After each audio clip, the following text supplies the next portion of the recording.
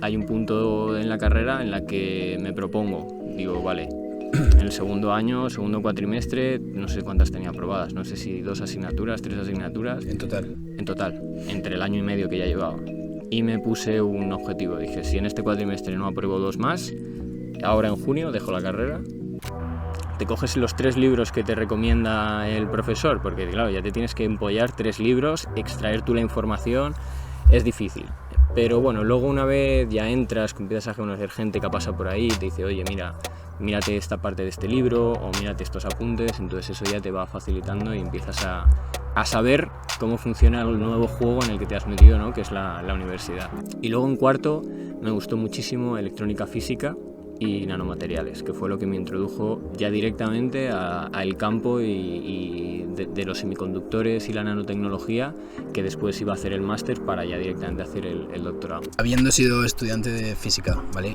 Habiendo hecho la tesis, habiendo pasado por la enseñanza en la universidad de la carrera de física, ¿qué le dirías a un estudiante de física que se acaba de graduar y va a empezar su primer año? En concreto, en la línea que yo estoy, trabajamos con... Lo que más característico es que trabajamos con resolución espacial nanométrica. Es decir, consigues saber con una resolución nanométrica, es decir, es muy loco porque los nanómetros son algo muy, muy, muy pequeño, dónde estás incidiendo en tu muestra. ¿Con qué persona, viva o muerta, tendrías una conversación? Seres Mortales es un podcast que da voz a la mayoría de la población. Gente corriente contando su día a día, reflexiones de cómo la gente logra sus objetivos. Seres Mortales es tensión, responsabilidades, concentración y felicidad. La realidad que no nos enseñan. Seres Mortales es gente contando su historia. Bienvenidos a un nuevo episodio de Seres Mortales. Hoy estamos con alguien que está dedicando su vida a la ciencia. Es doctor en física, está aquí para contarnos su historia y él es Jaime Dolado. Bienvenido, Jaime. Hola, Alex, ¿qué tal? Muy bien. Es la hostia, la verdad, que estemos aquí juntos en un sitio que tenemos en común desde hace tantos años. Versión veraniega, estamos en Navaleno, un pueblo de Soria, y vamos a hacer el episodio Entre Pinos. Así que es un placer tenerte aquí y que nos puedas contar tu historia de primera mano. Para poner un poco de contexto entre la gente que nos está viendo, ¿podrías contarnos un poco a qué te dedicas?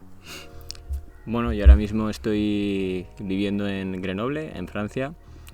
El puesto que estoy desempeñando se llama investigador postdoctoral y trabajo en el sincrotrón europeo, que se sitúa allí.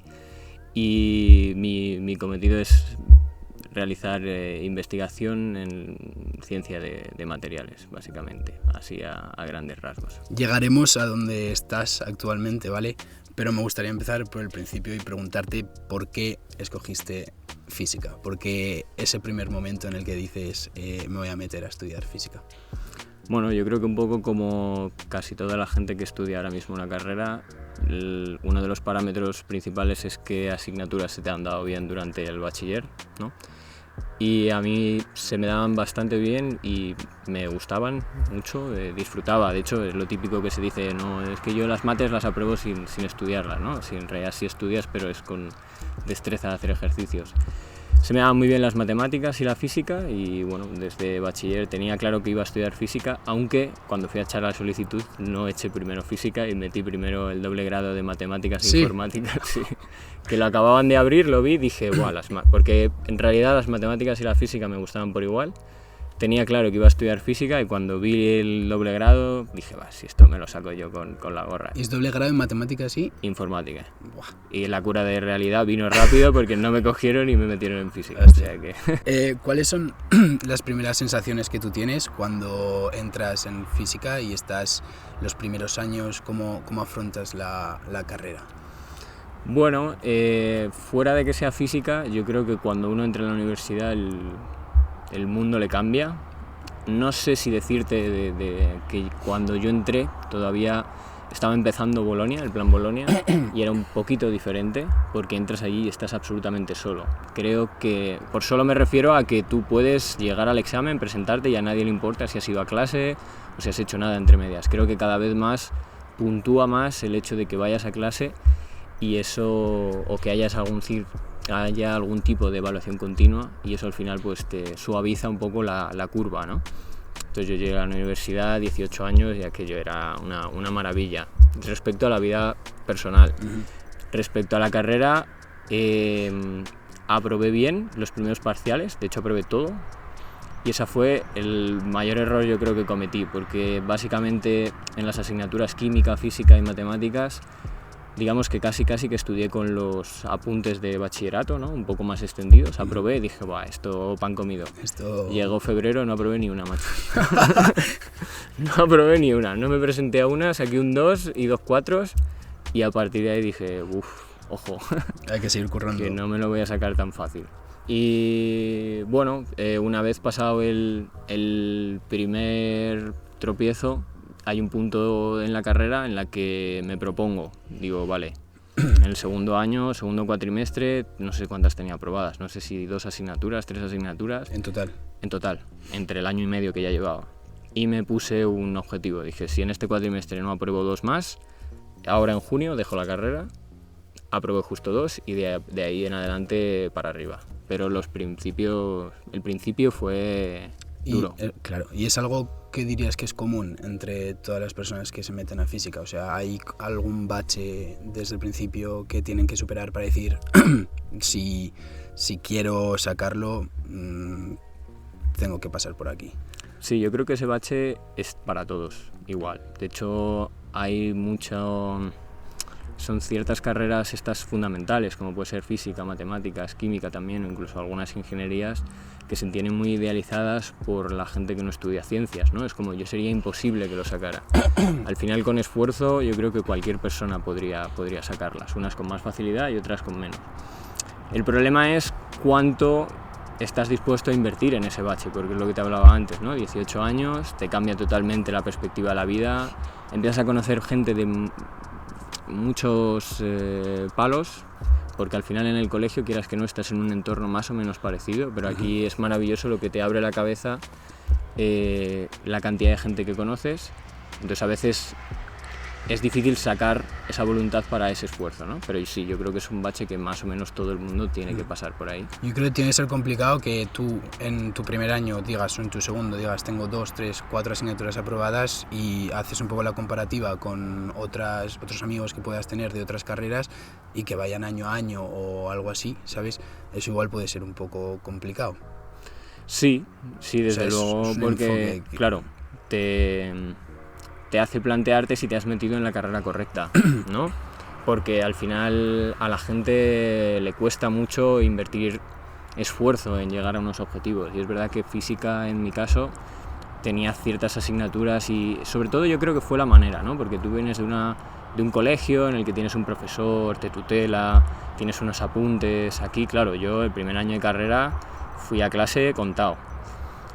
Y claro, ya tienes que cambiar la forma de estudiar. Está muy bien, no vas a clase, pero cuando afrontas el examen, ¿cómo lo haces? Te coges los 3 libros que te recomienda el profesor, porque claro, ya te tienes que empollar 3 libros, extraer tú la información, es difícil. Pero bueno, luego una vez ya entras, empiezas a conocer gente que pasa por ahí y te dice, oye, mírate esta parte de este libro o mírate estos apuntes, entonces eso ya te va facilitando y empiezas a saber cómo funciona el nuevo juego en el que te has metido, ¿no? Que es la universidad. ¿Cuál sería, tú crees, el factor diferenciador a otras carreras que la puedan hacer un poco más complicada, más de lo normal? ¿Iría un poco más por allí, el buscarte tú la vida de los libros y así? ¿O? Yo creo que esa parte la tiene cualquier carrera, ¿no? Al final, si estás, pues la gente que estudia a distancia, por ejemplo, en cualquier carrera, tú estás solo ante el peligro, por decirlo así, ¿no? Creo que la parte más difícil de estas carreras, como puede ser también matemáticas, está en la mente, porque tú al final, si estudias historia o derecho, que ya te digo que para mí son carreras que merecen todo el respeto del mundo, porque yo no sé si sería capaz de memorizar o tanto contenido, es que tú te afrontas a cosas que tú no ves, ¿no? El sentido matemático de una ecuación o propiedades físicas que tú no ves con los ojos y parecen como casi magia oscura, decir, pero ¿qué me estás diciendo? Claro, entonces tienes que aprender a afrontar cosas con la cabeza que tú no has visto antes con los ojos, ¿sabes? No es lo mismo que te digan, pues Napoleón en tal año hizo esta batalla y te la tienes que empollar con más, ¿no? Eso es. Y la abstracción de la mente creo que seguramente es la parte más complicada de estas carreras. ¿Acabaste la carrera con todo el grupo de amigos que empezaste? No. De hecho, va a hablar muy mal de mi grupo de amigos, pero Bueno, yo acabé la carrera a los 6 años, empleé 6 años para acabarla y creo que mi grupo de amigos fue el primero. Si no el primero, uno de los primeros. Pero bueno, parece que 6 años como que te ha costado muchísimo, pero como decía antes, el escalón estuvo al principio, porque yo en los 2 primeros años creo que aprobé 6 y luego lo aprobé. O sea, es casi año por curso, solo que los 2 primeros años pues casi no contaron.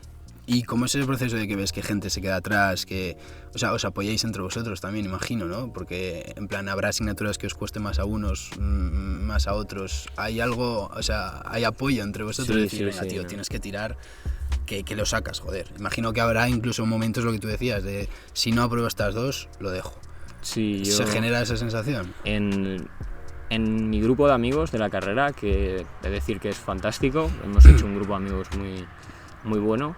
La ayuda ha sido bestial, es decir, el que tenía algún tipo de pista de cómo aprobar una asignatura o cómo enfocarla mejor, hemos tenido una colaboración conjunta brutal. Y uno decir, venga, vamos a ir hasta tal hora, y decir, mira, yo lo dejo, y decir que no, venga, vamos a rascar el 5, aunque sea como se pueda. Y la verdad que ese trabajo entre los amigos ha estado muy bien. Luego es verdad que hay gente que es muy competitiva entre la carrera, supongo que eso pasa en todas. Sí. Al final, luego la gente aquí pelea por muchas becas, te quieres dedicar a investigación, que a lo mejor luego hablamos de ello, ¿no? Pues peleas por becas y hay gente que lo tiene desde primera mano, desde que entra, lo tiene clarísimo, y eso es la Guerra Fría, allí no se comparte nada. Pero en mi caso, absolutamente todo el mundo que conocí, súper abierto a ayudarte, a explicarte lo que no puedas, y esto era mutuo, y tú también tenías que dar algo, ¿no? Para que luego la gente te diera algo a ti. ¿Crees que hay alguna manera de afrontar, especialmente que sea el camino correcto de afrontar la carrera de física? Bueno, sobre todo ligado con lo que te decías antes, tener la mente muy abierta, saber que es una aventura maravillosa, porque al final, bueno, la palabra física no significa, viene del griego naturaleza, ¿no? Y vas a aprender cómo funciona la naturaleza, y tienes que tener la cabeza muy abierta, y sobre todo tienes que tener paciencia, porque digamos que como está estructurada la carrera, al menos en España, los 2 primeros años son los fundamentos, entonces muchas veces ves que estás aprendiendo algo y te faltan cosas, pero luego cuando ya empiezas tercero, llegas a cuarto y empiezas a unir todo lo que has aprendido, tu cerebro empieza a desbloquear, ¿no? ciertas cosas, y esa sensación mola mucho. ¿Qué es lo que más te gustó de la carrera? ¿Tienes algo así como asignaturas o algunas prácticas? A veces la gente entiende la física como que alguien que es físico entiende de todo, ¿no? Todo lo que engloba la física, pero la física es inmensa, como cualquier disciplina. El que estudia historia, pues igual se ha especializado en el Imperio Romano y de la Segunda Guerra Mundial no tiene ni idea. Pues en física pasa un poco parecido. Entonces cada uno te podrá responder una cosa distinta. A mí me gustó mucho en tercero la física del estado sólido, que creo que es una asignatura que es punto de inflexión para mucha gente, porque es lo que te introduce a la materia condensada y a la ciencia de materiales. Y luego en cuarto me gustó muchísimo electrónica física y nanomateriales, que fue lo que me introdujo ya directamente al campo y de los semiconductores y la nanotecnología, que después iba a hacer el máster para ya directamente hacer el doctorado. ¿Podrías explicar los nanomateriales de una manera simplificada? Los nanomateriales, bueno, ahora está súper de moda, ¿no? Porque además, como vivimos en la época del clic, en cuanto alguien pone nano en una noticia de ciencia, salta todo por los aires, ¿no? Pero al final, lo nano es que los materiales tienen unas propiedades, que de hecho yo me dedico a estudiar esas propiedades, pero bueno, hay montones de ellas.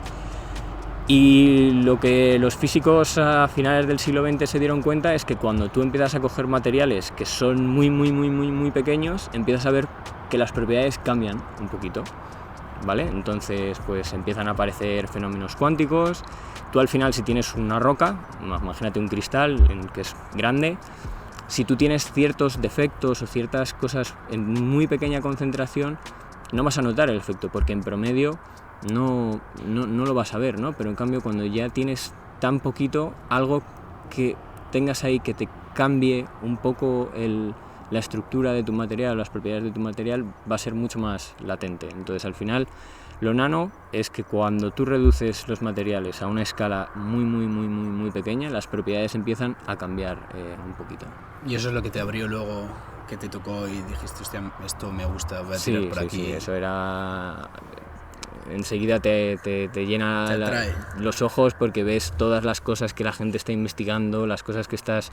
Cómo de repente ves todo lo que tú has aprendido, no todo, ¿no? Pero un montón de cosas que tú has aprendido en la carrera con papel y boli, de repente lo ves que la gente está investigando con cosas reales en el día a día y que posiblemente en un futuro puedan implementarse pues, para mejorar un montón de cosas, ¿no? Desde aplicaciones, entendimiento de la física o de un montón de cosas en la vida. Y después de la carrera, tú estudiaste máster, ¿verdad? Sí, estudié un máster en nanofísica y materiales avanzados. O sea, ya, como te he dicho, esas 2 asignaturas en cuarto me encantaron. O sea, que de verdad te marcaron y te dijeron, voy a tirar por aquí. Sí. O sea, yo, pues al final, como cualquier persona, cuando acabas la carrera estás un poco en una nube, no sabes muy bien qué vas a hacer. Pero yo cuando cursé nanomateriales ya empecé a ver qué era eso de la investigación en ciencia de materiales, lo cual me llamó mucho. Y la profesora que a mí me dio nanomateriales acabaría siendo mi directora de tesis. Toma. Sí, de hecho ha sido la única matrícula que yo creo que he sacado en mi vida. Y me explicó, bueno, pues que al final si uno quiere quedarse, hacer una tesis e investigar, el paso intermedio es un máster, que lo hice allí en la propia Universidad Complutense donde yo estudié, y al final es un trámite, ¿no? Te especializas un poco más en esa materia de ciencia de materiales, en concreto de los nanomateriales, para luego ya saltar al doctorado. Pero tú antes de empezar el máster tenías claro que querías luego investigar. Sí. O sea, yo hice el máster porque iba a hacer un doctorado, literal. O sea, ya lo tenía claro. Y bueno, el máster me gustó, era especializarte ya concretamente en pues, cada asignatura en un tipo de propiedades de esos nanomateriales que hemos hablado antes, y la verdad que se me pasó rápido. ¿Podríamos hablar de otras posibles salidas prácticas una vez terminas la carrera de física? Sí, claro, de hecho te diría que una cosa que lo ejemplifica muy bien es que cuando yo entré a la carrera de física la nota media era 5.0. Y este año solo física es 11 con algo, sobre 14, 11 alto, y la carrera más alta de España es el doble grado física y matemáticas. Eso quiere decir la demanda de la gente en esta carrera, y obviamente no creo que sea solamente por amor a física. Es verdad que a mí durante la carrera me enseñaron una gráfica que era bestial y era cómo había evolucionado la nota de la carrera de física, la entrada, desde que aparece Big Bang Theory, la serie. Sí. Y fue a aparecer Big Bang Theory y la gráfica se calcaba, macho. O sea, tú veías como la gente, pues yo qué sé, a lo mejor la serie le acercó esa materia y la gente se empezó a meter, ¿no? No digo que Big Bang Theory sea el detonante de que las notas hayan subido. Creo que el principal detonante es que yo creo que tienes salida laboral garantizada. De hecho, de mis amigos de la universidad, solamente 2, yo y otro más, hemos hecho el doctorado. El resto están trabajando en otras cosas, les ha ido muy bien, y bueno, desde bancos, startups, al final sales con conocimientos de programación. Creo que hace un físico en un banco, tío. Pues al final, si tienes que resumir qué aprendes en física, ¿vale? Tú aprendes a resolver problemas. Punto. Eso es lo que aprendes durante todos los años de la carrera, es resolver problemas. Eso es lo que me imaginaba, porque también el primer episodio que hablamos con Pablo, que era ingeniero civil, sí, lo vi. Nos contaba que en la carrera eso, que te enseñan a resolver problemas, que luego ya te especializas en cualquier cosa. Es justo lo que te decía cuando me preguntabas qué se necesita cuando tú entras. Yo te decía, mente abierta. Tú fíjate que ¿cómo va a afrontar una persona que se ha enfrentado a asignaturas como física cuántica, termodinámica, relatividad, cosas que tu cabeza no concibe, que tienes que hacer un esfuerzo muy grande y de repente te enfrentas a ello y lo superas? Pues hombre, cuando alguien te viene y te dice, mira, tenemos estos clientes, este problema, a lo mejor no tienes ni idea, pero dices, cosas más difíciles he hecho. Claro. Tienes la mente tan abierta a resolver problemas tan abstractos que cuando ves algo tan concreto, al final son datos. ¿Qué más te da que los números que tú estés recibiendo? Una Y, ¿no? Efectivamente, ¿qué más te da? A ti te dan una hoja de datos, ¿qué más te da que sean los fotones que te está enviando una estrella o la de usuarios en una aplicación o en un banco? Yo leí hace poco que para ciertos trabajos que no tenían nada que ver con matemáticas o física, pedían un matemático o un físico. Simplemente por lo que tú dices, por la capacidad de resolver problemas que tienen esas personas que han adquirido esos conocimientos durante esas carreras. Entonces es una barbaridad. Sí, yo al final pienso que está mal. O sea, entiendo, yo si tuviera un banco posiblemente contrataría matemáticos, físicos e ingenieros, pero al final el pobre economista que se haya formado para eso lo estás casi desbancando, ¿no? A lo mejor entonces lo que hay que cambiar es la perspectiva y dar una base también, que al final es matemáticas y programación también, porque nosotros damos mucha programación y a lo mejor un economista no. Entonces cuando un economista se limita al Excel y tú tienes una capacidad de herramientas, es que no es que tú seas mejor que el economista, es que a ti te lo han enseñado y al otro no. Uh-huh. Volviendo un poco a tu trayectoria, has comentado que tú haces el máster sabiendo que luego vas a hacer el doctorado. Una vez haces el doctorado, ¿cómo lo vives? ¿Cumple las expectativas que durante el máster tú habías pensado y que se acerca a lo que tú querías hacer? ¿Cómo es ese proceso? Bueno, el doctorado tiene muchos altibajos. Creo que para cualquier persona que haya hecho una tesis, casi no sé si en el resto de disciplinas no científicas, por decirlo así, pasa igual, pero al principio entras extra motivado porque dices, pues estoy haciendo un doctorado aquí en física, aprendes un montón. En mi caso, además, yo trabajaba en un laboratorio, entonces aprendes a usar equipos, ves una curva muy rápida al principio, ¿no? de ilusión, de decir qué cantidad de cosas estoy haciendo. Luego, al primer año y medio ya empiezan tus directores a pedirte resultados, ¿no? Oye, mira, tienes que ir a un congreso, prepárate una charla, prepárate un póster, vamos a pensar en escribir un artículo. Y dices, caramba, si yo no tengo ni idea de cómo hacerlo, no he dado una charla en mi vida y menos en inglés, no tengo resultados, te entras en pánico, es decir, esto es una mierda, no sé por qué me he metido aquí, si en realidad no hago nada. Y esa es la primera crisis, pero luego al final, cuando pasas ese bache, dices, espera, porque al principio tus directores son los que te van guiando un poco, oye, mira, es este tema, son estas técnicas, ¿por qué no hacemos esto? Y tú al principio eres como un soldado. Pero tú entras sabiendo que vas a investigar en un campo que a ti te proponen, unos directores que tú tienes y con unas técnicas que tú tienes en el laboratorio, que en mi caso en el que había en la Complutense, ¿no? Pero cuando estás acabando, ¿no? A partir del segundo año casi es como la carrera, ¿no? Cuando pasas el Ecuador, empiezas a decir, sí, yo tardé 4 años, ahora lo quieren reducir a 3 la mayoría, pero yo tardé 4 y muy contento con haber hecho un 4. Y lo que tienes es que ya empiezas a ver que eres tú el que toma los pasos, ¿no? Ya no, tus directores ya no te proponen tanto, sino que eres tú, oye, pero ¿y por qué no hacemos esto? ¿Y por qué no hacemos esto otro? Oye, ¿me puedo ir a tal sitio a medir que tienen esta técnica? Entonces empiezas otra vez como a coger esa motivación y empiezas a sentirte más autónomo en el campo de la investigación, que al principio da mucho vértigo, porque tu director te dice palabras que tú no tienes ni idea y dices, pero si yo tengo la carrera y no he visto eso en mi vida, claro. ¿De qué me está hablando este tío, no? ¿Y tu doctorado en qué se basaba?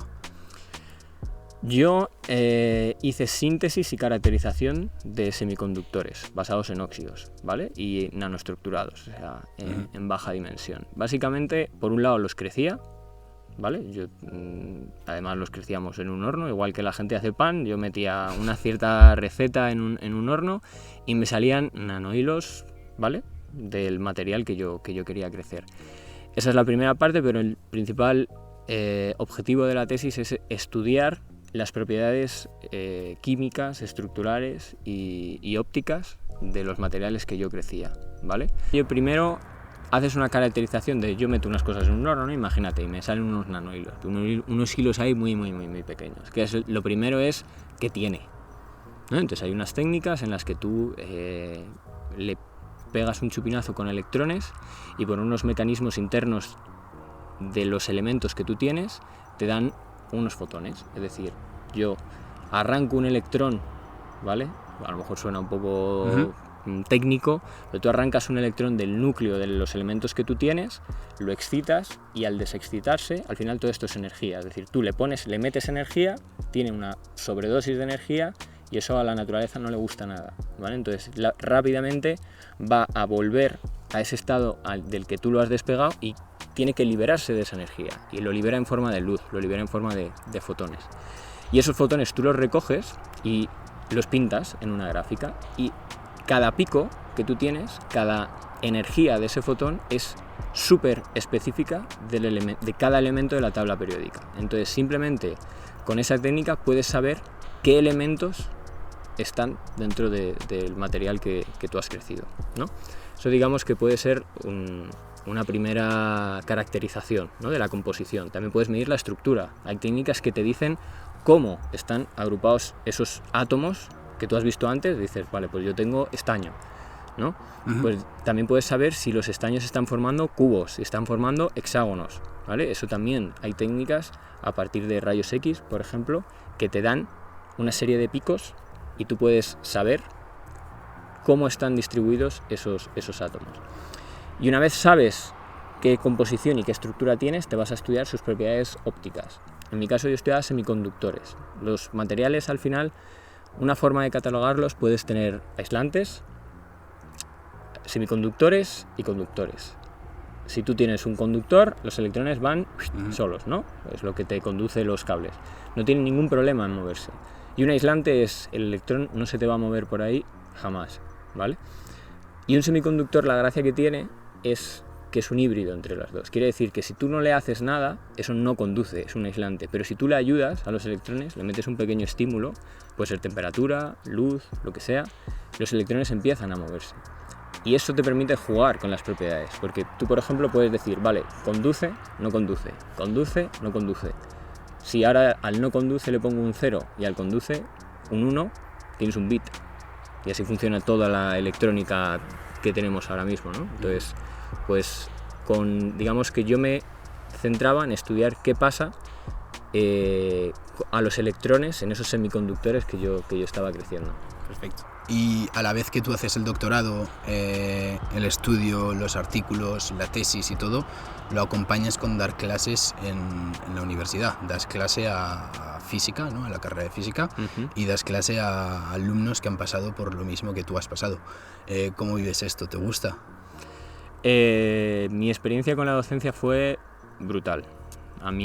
Yo venía al final de la carrera y bueno, en el propio doctorado daba muchas clases particulares y era algo que realmente disfrutaba, ¿no?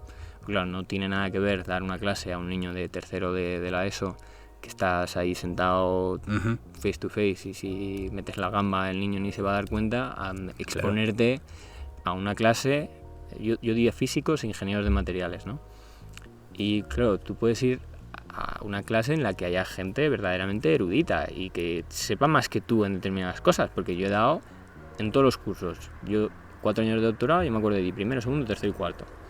Coño, en cuarto puede haber gente que te espabila rápido. Te hace unas preguntas que dices, pues me tengo que ir a chapar un par de semanas a mi casa para poder responderte. Pero la experiencia fue súper positiva. Yo intentaba ser cercano, es decir, yo tampoco iba del típico profesor de soy tu amigo, pero decir, mira, hace 2-3 años estaba yo aquí. Entonces, creo que intentaba motivarles o darles la perspectiva de decir, no quiero aburrirte con esto, vamos a intentar llevarlo a un punto en el que tú te enganches y a partir de ahí llega tú hasta donde tú quieras. Habiendo sido estudiante de física, ¿vale? Habiendo hecho la tesis, habiendo pasado por la enseñanza en la universidad de la carrera de física, ¿qué le dirías a un estudiante de física que se acaba de graduar y va a empezar su primer año? Le diría que desde mi punto de vista se va a vivir una aventura que es una maravilla, ¿vale? O sea, no es por ser aquí ahora ponerme romántico. La carrera de física de verdad te desbloquea un montón de cosas en la cabeza que llega a un punto incluso que pueden ser peligrosas, porque ya ves todo como desnaturalizado, ¿sabes? Ya te has pasado por unos conceptos en tu cabeza que ya casi nada te sorprende, ¿no? Es como, ¿cómo voy a creer? Y ya cuando la peña te habla de, no, yo creo en Dios, o dices, este tío está para allá. O sea, casi que lo deshumanizas absolutamente todo. Pero la aventura es fantástica. Y ya luego, si quiere dar el salto y hacer una tesis, yo le recomendaría hacer la tesis a cualquiera, pero a cualquiera que le guste, ¿vale? No tienes por qué sentirte obligado. Es una aventura porque es un proyecto que es tuyo, y al final tú lo cultivas y tú llegas casi a donde tú quieras. Entonces, ¿cómo te sentiste tú cuando acabaste la tesis? Liberado. Lo disfruté más unos meses pasados, cuando ya dices, hostia, lo he sacado y qué guay que todo lo que me ha abierto el tener el doctorado. Eres doctor, terminas el doctorado y ahora mismo estás en Grenoble. ¿Cómo surge esa posibilidad de ir a Grenoble a trabajar? Y cuéntanos tu día a día. Pues surge de la manera más aleatoria, que a mí esas cosas me encantan, ¿no? Cuando de repente tu vida pega un cambiazo. Yo estaba escribiendo la tesis y una señora, antigua colaboradora de mi directora de tesis, le propone utilizar la muestra, una de las muestras que yo había crecido en la tesis, para pedir una propuesta de experimento en un sincrotrón, ¿vale? Un sincrotrón suele ser una institución, ¿vale?, que vive de los usuarios. Es decir, tú tienes que decir, mira, tengo esta idea, este experimento, y quiero solicitar tiempo para que tú me dejes ir allí a medir, ¿vale? Ya luego, si quieres, te explico brevemente lo que puede ser un sincrotrón. Entonces esta señora contacta con mi jefe y mi jefa dice, oye, mira, ha pasado esto, podemos darle las muestras a esta señora y ver qué pasa. Esta señora manda la propuesta y se la aceptan. Entonces yo voy en septiembre y iba a leer la tesis en noviembre, o sea, ya con la tesis entregada y todo. Me dice mi directora, ¿quieres ir a Grenoble? Le digo, venga, pues sí, vamos allí. Y conozco a la señora que había pedido la muestra. Y de repente me dice que yo no tenía ni idea, ¿vale? Estamos allí midiendo, todo, veo allí el pedazo de centro de investigación que es aquello, que alucina. Y de repente está mi jefa, que es una persona bastante especial, maravillosa, y me coge y me dice, voy a empezar aquí en 2 meses. Ella sabía que yo estaba a punto de leer la tesis. ¿Quieres un postdoc? Y yo como, hostia, digo, no he empezado todavía ni a buscar. Me lo ha soltado así. Así, digo, ¿en Grenoble? Aquí. Sí. ¿Y cuándo? En 2 meses, según leas. O sea, te necesito ya. Y yo, bueno, vale. Y le dije que sí. No me lo pensé mucho, la verdad. Dije, si es que en realidad es la experiencia de ir a un país nuevo, las condiciones laborales en Francia eran mejor, el sitio era bestial, obviamente te da un poco de vértigo. Y yo no tengo ni papa de francés, nunca había trabajado con rayos X, que es en lo que se basaba el puesto de trabajo, pero no dudé, dije que sí y ahí me planté. O sea, no tardé nada en buscar. Tuve esa suerte, porque hay gente que se tira mucho tiempo y a mí me vino a mí a buscar más que yo a ella la oportunidad. ¿Cómo es tu día a día en Grenoble? ¿Qué es lo que Bueno, pues yo trabajo, como he dicho antes, en un sincrotrón, ¿vale? Es mucho menos conocido que un acelerador de partículas como el CERN, ¿vale? Pero es un acelerador de partículas igual. Lo que pasa es que el CERN pues, se encarga de investigar fenómenos mucho más fundamentales desde el punto de vista de la física teórica. Entonces, cada vez que hay un descubrimiento en el CERN, como el bosón de Higgs, la peña alucina, ¿no? Pero en un sincrotrón los experimentos que se hacen son mucho más relevantes en tu día a día. Es decir, pueden descubrir una manera de optimizar una batería, o pueden incluso descubrir que, como ha pasado, que Van Gogh reciclaba cuadros pintando encima porque no los vendía y tenía que reutilizar sus propias obras de arte. Entonces, es un sitio que se hace ciencia 24 horas al día. ¿Y en qué consiste? Es un acelerador en que tú aceleras electrones casi a la velocidad de la luz. Cuando tú tienes partículas que van a la velocidad de la luz, ya no funciona la física clásica, sino que funciona la física relativista, ¿vale? Que a la gente le encantará, Einstein y todas estas palabras, ¿no? que a la gente le encanta. Lo que pasa es que cuando tú le haces girar al electrón, al girar ese electrón pierde energía. ¿Y cómo la vuelve a perder? En forma de fotones. Y esos fotones son rayos X, ¿vale? Uh-huh. Libera, cada vez que cambia esa trayectoria, por eso es un círculo, libera rayos X que nosotros recogemos y los llevamos directamente sobre nuestro nanohilo de turno, el cuadro o lo que te esté dando la gana estudiar.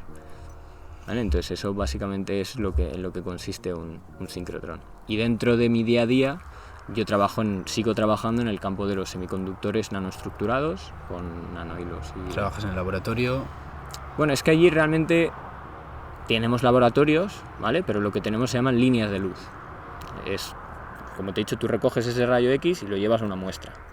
Eso quiere decir que cada vez que el electrón cambia, nosotros tiramos como un tubito donde canalizamos ese rayo X y lo llevamos sobre la muestra. Con los rayos X se pueden hacer infinidad de cosas sobre los materiales, ¿vale? Entonces, digamos que cada una de esas líneas que tiramos hace una cosa muy concreta, ¿vale? En concreto, en la línea que yo estoy, trabajamos con... Lo que más característico es que trabajamos con resolución espacial nanométrica. Es decir, consigues saber con una resolución nanométrica, es decir, es muy loco porque los nanómetros son algo muy, muy, muy pequeño, dónde estás incidiendo en tu muestra.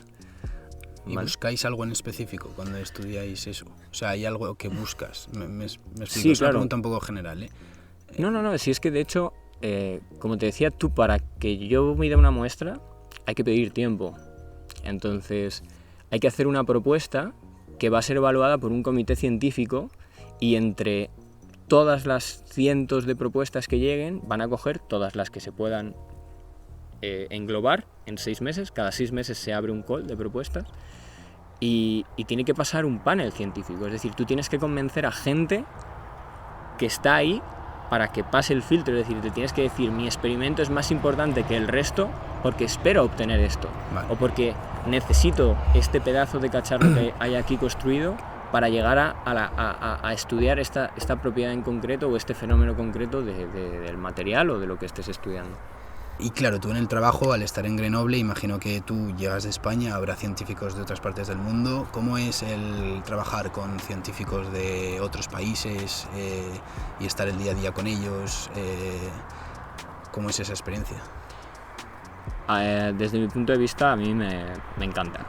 Yo donde estoy, aunque está en Francia, es una institución europea que está pagada por distintos países europeos. Entonces, más o menos hay una política interna de que los países que ponen dinero pues tienen que tener trabajadores en ese sitio. No solamente está limitado a los países que ponen dinero, hay gente de todo el mundo. Entonces, la nutrición de gente de distintos sitios que tú tienes en este sitio es brutal. Es brutal. Y además que no es una universidad en la que cada uno está un día hace ciencia uno, otro día otro porque tengo clase, porque hoy es vacaciones. No. Allí es 24 horas y cuando te digo 24 horas es que el haz no se para. O sea, se trabaja 24 horas. Se para un día a la semana para hacer detalles técnicos, pero se trabaja 24 horas. En el centro. En el centro, 24 horas. El haz está funcionando 24 horas, ¿vale? Entonces, convives con gente que está todo el rato haciendo lo mismo, no lo mismo que tú, pero bueno, cosas parecidas, colaboras, gente que viene de todos lados, diferentes edades, diferentes backgrounds, y entonces te abre la mente. Porque en mi caso, por ejemplo, que fue mi primer postdoc, a veces, claro, tú sales y dices, para empezar, los españoles somos maravillosos en otras cosas, ¿no? Pero en otras, a veces somos entre quejicas y tímidos, ¿no? Nos da palo salir a un y exponernos porque nos gusta mucho España y llegas a un sitio y lo estás comparando continuamente con tu país. Y luego sales con un doctorado en física, ¿no? Es decir, joder, soy doctor en física, encima la gente, ¿no? Mi caso, mi familia, mis amigos que no están muy familiarizados con el tema, como que te hacen sentir como si fueres aquí la bomba.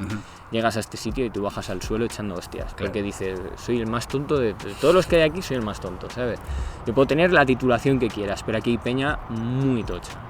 Y ves, por ejemplo, gente que viene de Rusia, tío, y la gente que viene allí está preparada. Gente italianos que dicen, este es italiano, será como yo. El tío ha hecho la tesis entre el Imperial College en Londres, entre aquí en Francia. O sea, gente que te abruma.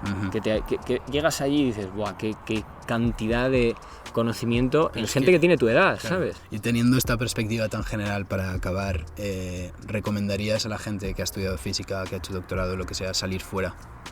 Sí, no, creo que es algo casi a todo el mundo, no solo físicos, casi a todo el mundo les recomendaría salir fuera porque te da perspectiva. Te da perspectiva de las cosas que se hacen bien en tu país, de las cosas que se hacen mal, porque no existe el sitio en el que todo se haga bien y te da mal. Y la única manera de tener esa perspectiva es saliendo, hablando con la gente, recogiendo opiniones.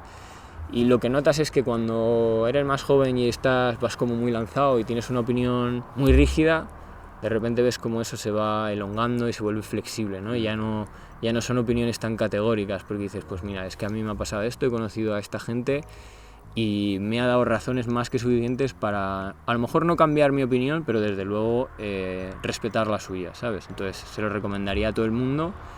Y la gente que ha estudiado física, pues hombre, es que necesitas salir, porque necesitas salir de tu laboratorio primero, porque al final la gente se obceca en una técnica. Díselo, le necesitas salir de tu laboratorio. Hay que salir, hay que moverse, hay que conocer gente. Nadie hace la mejor ciencia del mundo. Eso es algo que nos encanta. No, lo que yo hago es lo mejor y el resto es una mentira. Y entonces eso lo aprendes saliendo y viendo un mundo, ¿no? Y eso es una cosa que la tesis en física y en otras disciplinas te abre. Puede que no sea el sitio donde más dinero vayas a ganar, donde vayas a tener mayor estabilidad, pero si quieres moverte, quieres conocer gente, ir a congreso y tal, esa experiencia te la da al 100%. Muchas gracias, Jaime, por la charla. Creo que ha sido muy enriquecedora. Creo que puede ayudar a muchas personas que estén estudiando física, que estén dudando qué van a hacer, gente que esté en la carrera, gente que esté trabajando. Da gusto hablar con gente así, que agradecerte que hayas sacado el tiempo para estar aquí y hablar. Encantado. Y vamos a jugar un juego que tenemos preparado, ¿vale? Venga, vamos a darle. Bueno, estamos en el beer pong, ¿vale? Ya sabéis, 4 preguntas. La leemos primero, tiramos. Si encestamos podemos no responder. Si fallamos hay que responderla, ¿vale? Venga. Lee la primera pregunta. Vamos a ello. No tener resaca nunca más o poder hablar todos los idiomas del mundo.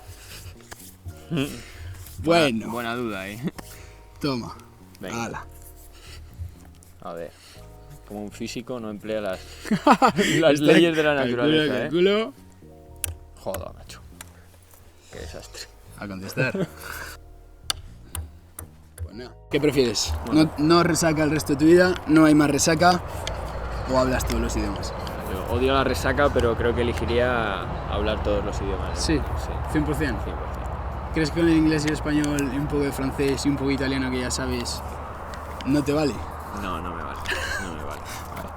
Sobre todo porque la resaca con un ibuprofeno ya, bueno, 2 igual, pero los idiomas mal. Y yo estoy en tu barco también. Bien. Todos los idiomas de una. Y a sufrir la resaca, macho. A sufrirla. Sabe beber, sabe. Sin beber, sabe sin madrugar. consecuencia. Exacto. Todo mal. Un consejo que pienses que vale oro. ¿Vale? Voy a empezar tirando yo ahora.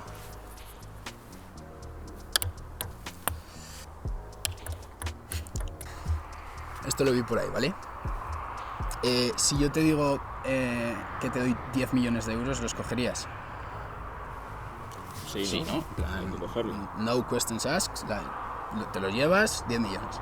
Vale. Si yo te dijera que esos 10 millones, ¿vale? Cuando tú los coges, significa que no te puedes levantar al día siguiente, ¿los cogerías? No.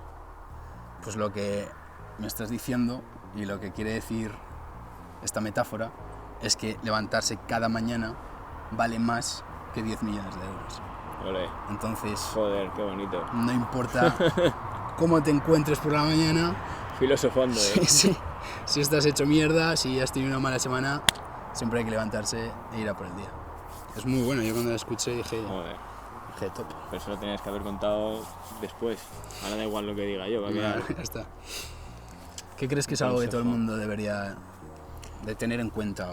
A mí me gusta, sencillo, vivir el momento, macho. Me parece que todo el mundo está pensando en el futuro, en lo que tengo que hacer, incluso yo mismo, pero muchas veces me digo como tranquilo, disfruta lo que tienes ahora, el día, incluso el mismo momento, ¿sabes? Siempre proyectando sí, el futuro. Me gusta esa filosofía de vivir el momento. Muy bueno también. No tan bonito, pero bien. Lee la siguiente. Venga.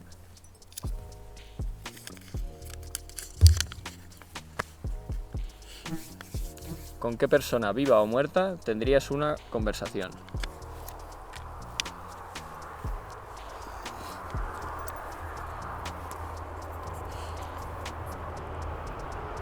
Joder. Bueno. ¿Con quién? Hombre, ya que he contado todo el rollo, te voy a decir un físico, ¿vale? Yo creo que de todos los físicos me gustaría sentarme y tener una conversación con él. Te voy a decir dos. Por lo tarado de la cabeza que tenía que estar, te voy a decir Newton, ¿vale? Y por lo tarado pero divertido que tenía que ser el tío, te voy a decir Richard Feynman. ¿Hay alguna pregunta que le harías a alguno de los dos en especial? No sé si pregunta, macho. Es que a lo mejor Tendrías una conversación. es que simplemente escucharía, ¿sabes? A lo mejor ni siquiera participaría, porque debería de ser total. gente que te engloba, Total. ¿sabes? Total. A lo mejor no sé si centraría la pregunta en física, sino conocer más de alguien que tiene que tener la cabeza en otro estrato, cómo trata en la dimensión humana, ¿no? Y sería divertido tomarse una caña con alguno de ellos. A mí me gustaría tener una charla, tío, con el creador de la inteligencia artificial, macho. Y hablar y que me cuente lo que tú has dicho, ¿no? Escuchar. Yo creo que es autista, tío, ese tío. Puede ser. Puede que esté solo en la vida, no lo sé muy bien. Que te cuente qué es lo que él pensaba, tío. Tener un amigo. No lo sé, no lo sé. Pero buena elección. Vamos a ver la última. Un concierto al que quieras ir. Podemos decir que esté vivo o muerto, o sea, valen también muertos. Vale, también muerto. Sí, que te habría gustado ir también, igual. ¿Vale? Venga.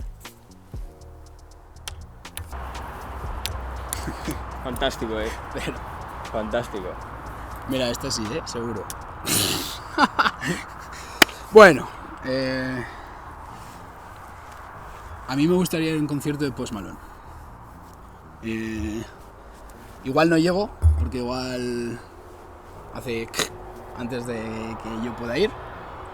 No sé si estoy a tiempo o no, pero aguanta, por favor. Me molaría un concierto suyo, tío. Es alguien que tengo ahí que me gustaría ir.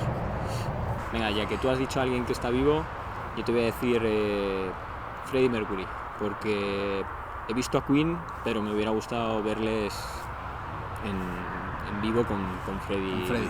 Sí. Creo que es un grupo en que en directo es brutal, yo cuando los he visto es brutal, pero cuando ves algún vídeo de cuando estaba Freddie...